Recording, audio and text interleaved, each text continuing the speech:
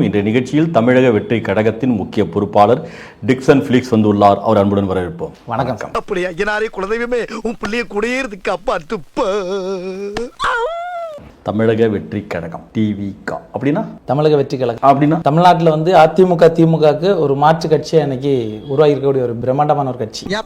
அப்படியெல்லாம் ஒண்ணு இல்லையே. தமிழகத்தை எடுத்துக்கிட்டீங்கன்னா வளர்ச்சின்னு சொல்றாங்க. 1000 ரூபாய்க்கு கையேந்தக்கூடிய ஒரு மக்கள் வாழக்கூடிய மாநிலம் தமிழ்நாடா இருக்கு. 1000 ரூபாய் கையேந்தனா புரியல. இன்னைக்கு தமிழக அரசு 1000 ரூபாய் கொடுக்குது. பெண்களுக்கு கொடுக்குறாங்க. 1000 ரூபாய் மாதம் பெண்களுக்கு கொடுக்குறாங்க. 1000 ரூபாய் தராங்க. பெர்ஃபார்மன்ஸ் பண்ண வர்றா. பல்லு மக்கள் போராடுறாங்க. எவ்வளவு கோரிக்கையில எங்க போராடுறாங்க? அது கூட தெரியாம என்ன மானாவுக்கு கலந்துக்கிறீங்க. சென்னையில வந்து துப்புரவு பணியாளர்கள் போராடிக்கிட்டு இருக்காங்க. எங்களுக்கு நிரந்தர பரந்தூர் விமான நிலையத்துக்காக போராடி ஒரு 1000 நாட்களா போராடிட்டு இருக்காங்க. பரந்தூர் என்ன பிரச்சனை? விவசாய நிலங்கள் பாதிக்கப்படுது, நீர்நிலைகள் அழியுது. பரந்தூர்ல விமான நிலையம் வேணாம், வேற எங்க வைக்கலாம் யோசிச்சுட்டு இருந்தேன். இவன் இப்படியே பேசியிருந்தா இவன் வாயில தான் வைப்பேன். வேற எத்தனை 5000 ஏக்கர் 10000 ஏக்கர் நிறைய இடங்கள் இருக்கு. அங்கேயும் விவசாயம் தான், அதுவும் வந்து விவசாய நிலம் தான். இல்ல விவசாயம் நிலம் இல்லாத இடங்கள்லாம் இருக்கு. அது எங்க? அதுதான் அரசுடைய பணி. பொதுப்பணித்துறைன்னு ஒரு துறை இருக்கு இல்லையா, ரெவென்யூ டிபார்ட்மெண்ட் இருக்கு. அவங்ககிட்ட கூட்டிங்கன்னா அவங்க ஃபுல் டேட்டா கொடுக்க போறாங்க. கரெக்ட். இவனும் ஈக்குவலா மைண்டம் பண்றானே. இப்போ தமிழக முதல்வர் நேரடியா போயிட்டு இல்ல ஏர்போர்ட் இங்க தான் கட்டணும்னு சொல்லி அவர் முடிவு பண்ணல. முதல்வர் வந்துட்டு அந்த கோரிக்கை ஏற்றுக்கொண்டு அதுக்கு அப்ரூவ் தான் தராரு. நல்லா புரிஞ்சுங்க, இது வந்துட்டு மாநில அரசு இல்ல, ஒன்றிய அரசு. அவங்களும் டைரக்டா முடிவு பண்ண மாட்டாங்க.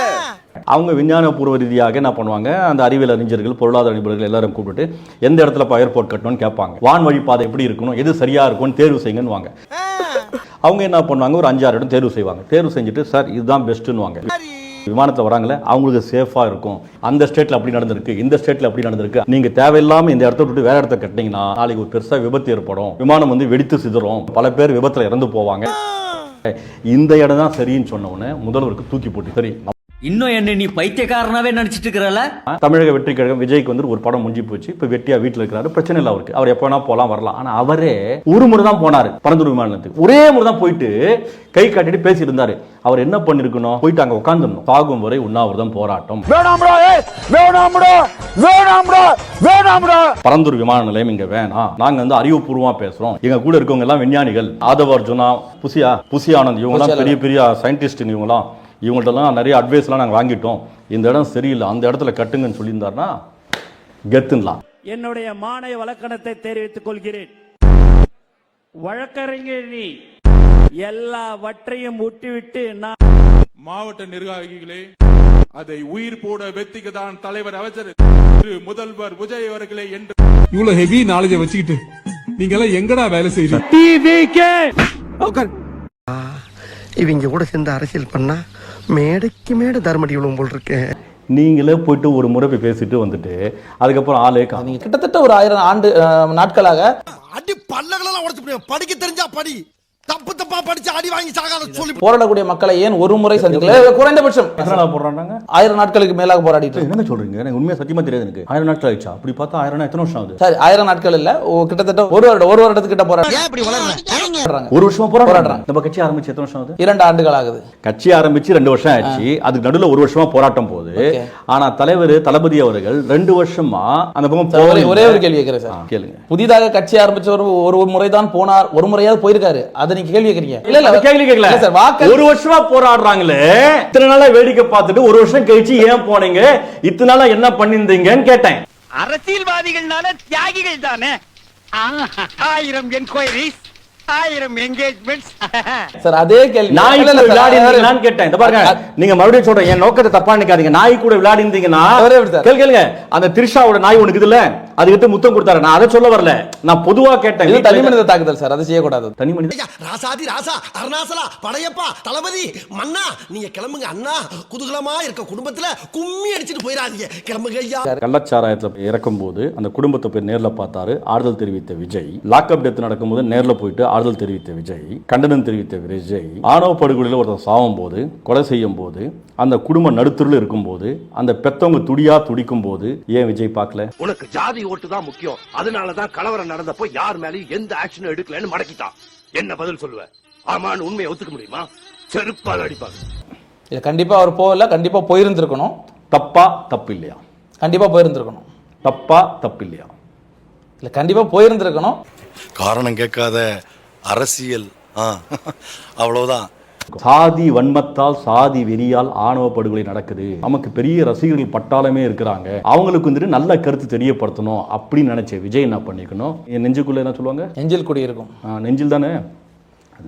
தம்பி காமெடி வேண்டாம், நான் சொல்லிட்டேன். நானு காமெடி பண்ணாதேன்னு சொல்லியிருக்கேன் நானு. இனிமே பிறப்புக்கும் எல்லா உயிருக்கும்ன்ற அந்த வார்த்தை பயன்படுத்தக்கூடாது. அது விஜய்க்கு தகுதியற்றது. அந்த வார்த்தைக்கும் தமிழக வெற்றி கழகத்திற்கும் விஜய்க்கும் பொருத்தமில்லாதது. ஏனென்றால் ஆணவ படுகொலை நடக்கும் போது அதை தட்டி கேட்காம தனக்கு வாக்கு வங்கி போயிடும் என்ற அடிப்படையில் ஊமை மாதிரி மூடி நின்ற விஜய் வந்துட்டு எப்படி அரசியல் கருத்துல சரியா செயல்பட முடியும்? கோவப்படாதீங்க சார். என்கிட்ட எல்லாம் கோவப்படுறதுனால 10 பைசாவுக்கு பிரயோஜனம் இல்ல. என்கிட்ட எல்லாம் கொஞ்சம் கூலிங்கா நடந்துக்கங்க. அதான் உங்களை மாதிரி ஆளுங்களுக்கு டீசன்ட்.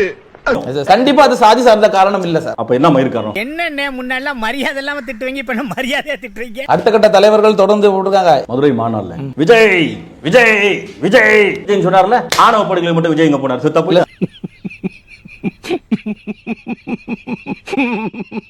உங்க தம்பிய ஒருத்த ஆணவ படுகொலை பண்ணிட்டான், நீங்க தமிழக வெற்றி கழகத்தில் இருக்கீங்க, உங்க தலைவர் கண்டனம் தெரிவிக்கல. உங்க தலைவரை தவிர எல்லாரும் வந்துட்டாங்க, எல்லாரும் கண்டனம் தெரிவிச்சிட்டாங்க, உங்க தலைவர் மட்டும் தெரிவிக்கல. நீங்கள் அந்த கட்சியில இருப்பீங்களா?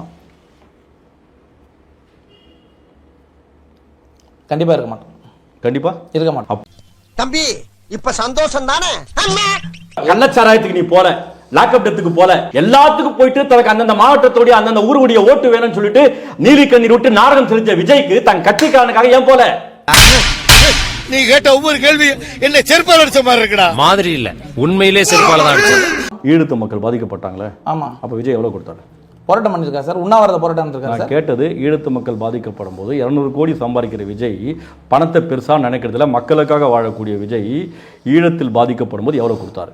எவ்வளவு? பல லட்சம் ரூபாய் கொடுத்திருப்பாரு. திரு மன்சூர் அலிகான் 25,000, ஆட்சி மனோரமா அவர்கள் 25,000, இளைய தளபதி விஜய் ரசிகர் மன்றத்தின் சார்பில் 500 ரூபாய். இப்படி என்ன கிளம்ப வேண்டியதானே?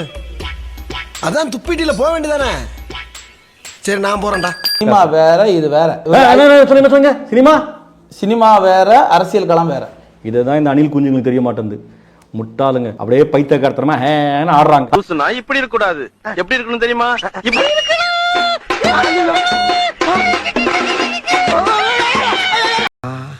இவங்க கூட சேர்ந்து அரசியல் பண்ணா மேடைக்கு மேடை தர்மடி விழுவும் போல் இருக்கேன். துறையிலிருந்து பார்க்கறோம். எம்ஜிஆர் எங்க பார்த்தோம்? கலைத்துறையிலிருந்து பார்க்கறோம். அதனால ஏத்துக்கிட்டோம். இப்ப விஜய கலைத்துறையில பார்த்தோமே, அதுல விஜய் என்னவா இருந்தாரு, நமக்கு என்ன கத்து கொடுத்தாருன்னு கேட்கிறேன்.